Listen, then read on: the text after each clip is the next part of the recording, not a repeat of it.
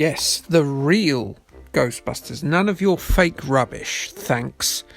You bite into this Peter Venkman and see how genuine he is. That's solid 100% Bill Murray beef, I tell you no lies.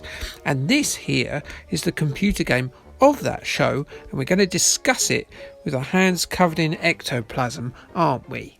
Well, I am. My hands are always covered in ectoplasm.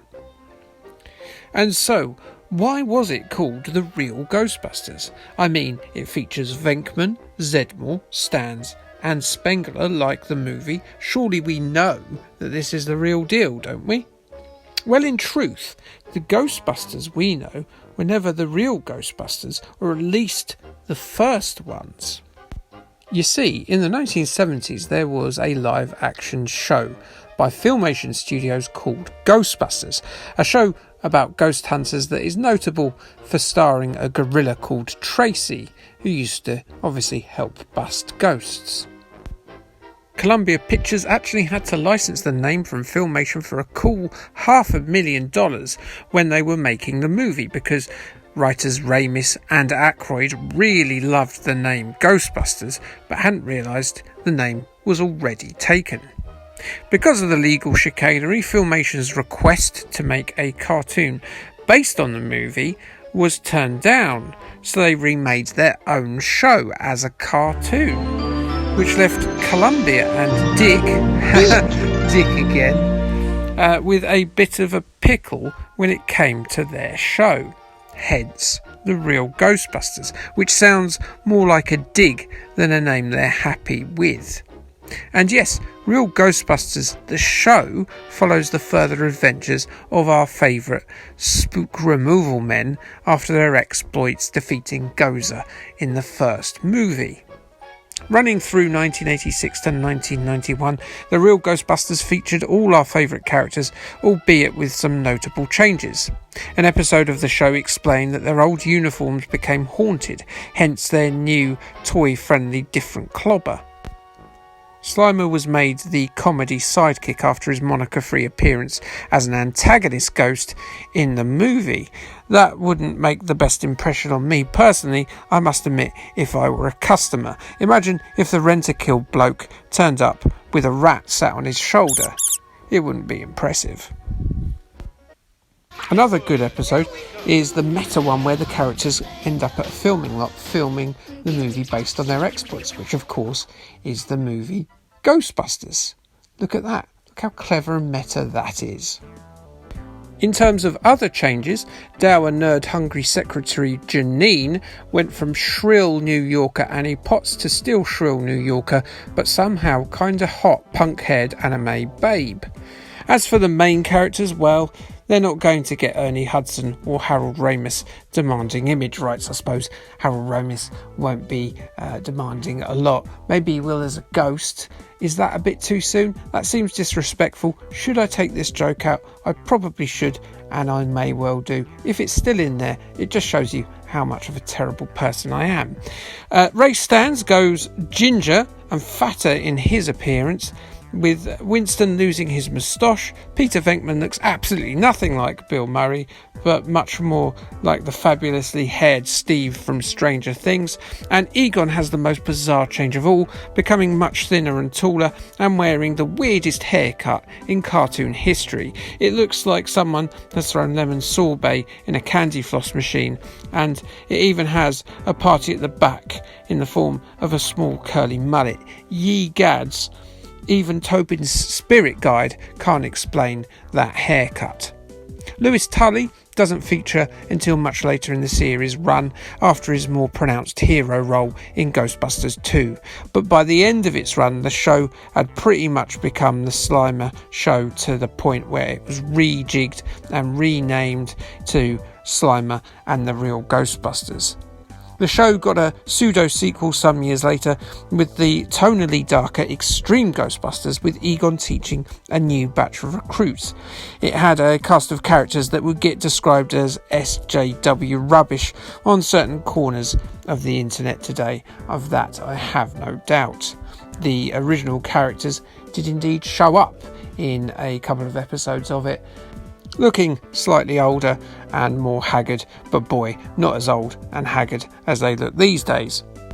An interesting fact is that of Lorenzo Music, the voice of Peter Venkman for the first 3 series. If you recognise his voice, it's because, yes, that is Garfield.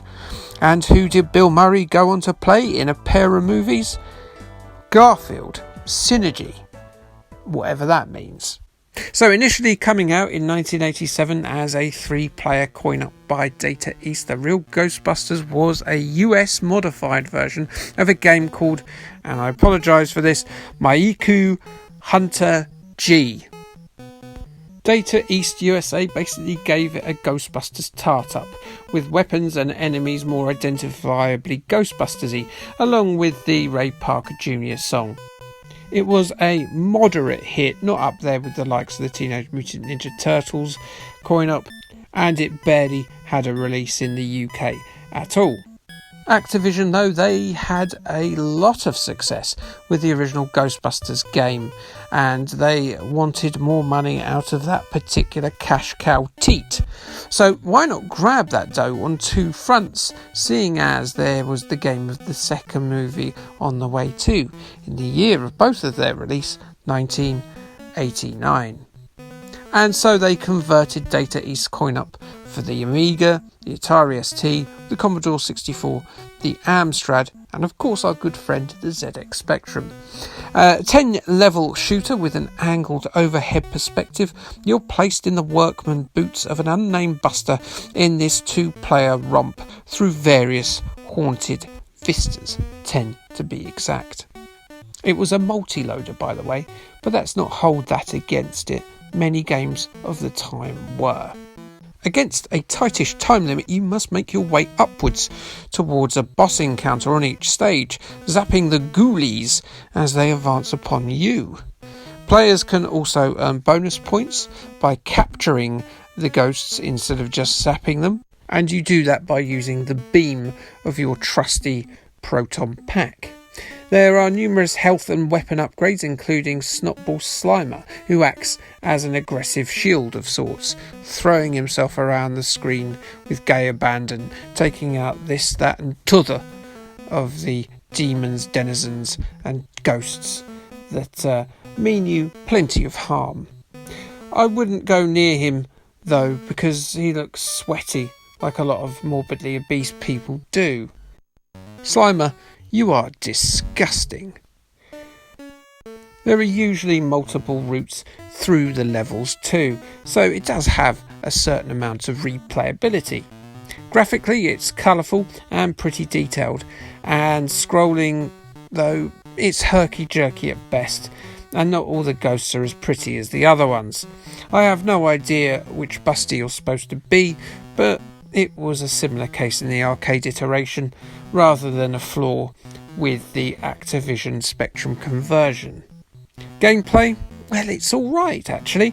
It's not as cultured as Commando or anything, and the jerkiness is a little bit distracting, but it's a good top-down scrolling shooter.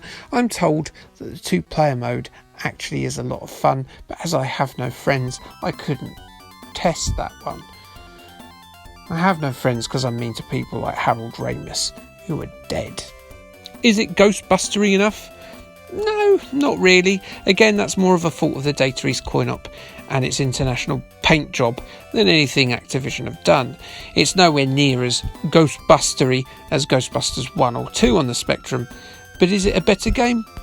I would argue that it certainly is a better game, but it's no Ghostbusters 2009, Mega Drive Ghostbusters or New Ghostbusters 2 on the NES in terms of its gameplay, but it is an above average shooter.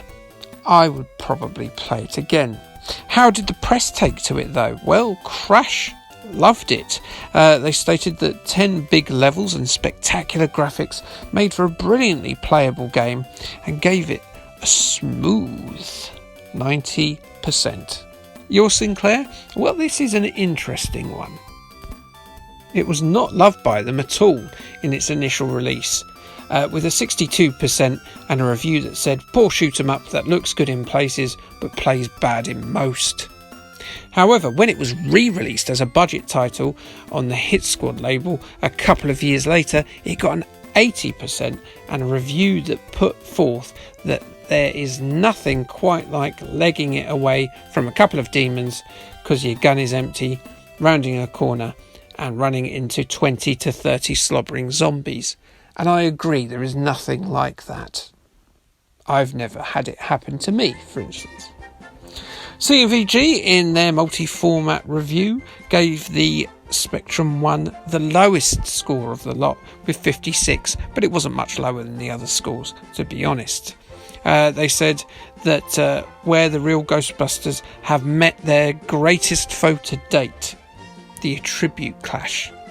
Having a bit of dig there at the Spectrum, probably quite a right one, but we defend it to the end, don't we? But I'm not sure anyway that we can trust CMVG, because just over the page of that review they gave Rene Bleeding Gade 3 an 84%. Renegade 3 got 84% in CMVG, one of the worst games on the Spectrum. And that's not just coming from any jobbing reviewer either. It's industry legend Julian Rignall. Was the mullet draining all the blood from your brain on that day, Jazza? Oh dear, poor day at the office that one, I'm afraid. So yes, here we are again, about to deposit our review in the Ecto Containment Unit. Episode 51 in the bag, ready to go. We be quick and they be slow. Okay, thanks, bye.